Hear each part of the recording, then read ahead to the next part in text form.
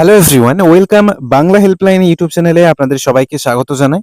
তো আজকের এই ভিডিওটিতে একটি গুরুত্বপূর্ণ বিষয় নিয়ে আপনাদের সঙ্গে আলোচনা করব। আজকে যখন বাজেট পেশ হয়, বাজেটে যুব শক্তি ভরসা কর্মসূচির ঘোষণা করা হয়, যেটা অক্টোবর মাস থেকে চালু হবে, যেখানে বেকার যুবক যুবতী যারা শিক্ষিত আছেন তাদেরকে ২,০০০ এবং ৩,০০০ টাকা করে আর্থিক সহায়তা দেওয়া হবে। তবে এই প্রকল্প যাদের পরিবারের আয় ১,০০,০০০ টাকার কম তারাই পাবেন। তো এখানেই একটা কনফিউশন তৈরি হয়।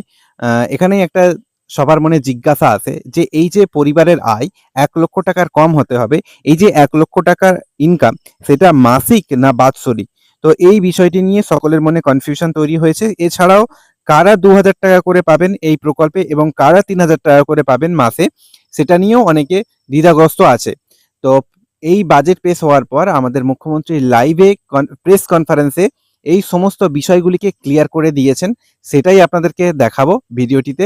ভিডিওটি অবশ্যই শেষ পর্যন্ত দেখবেন। ভিডিওটি ইনফরমেটিভ মনে হলে একটি লাইক করে দেবেন এবং এই ধরনের আরও গুরুত্বপূর্ণ ভিডিও পেতে আমাদের চ্যানেলটিকে সাবস্ক্রাইব করে রাখবেন। তো দেখুন আমাদের মুখ্যমন্ত্রী কি বললেন। আমার যুবক ভাইরা, আপনাদের জন্য আমরা আছি। ৩,০০০ টাকা করে অক্টোবর মাস থেকে পাবেন গ্র্যাজুয়েট যুবকরা। আর যারা গ্র্যাজুয়েট নন,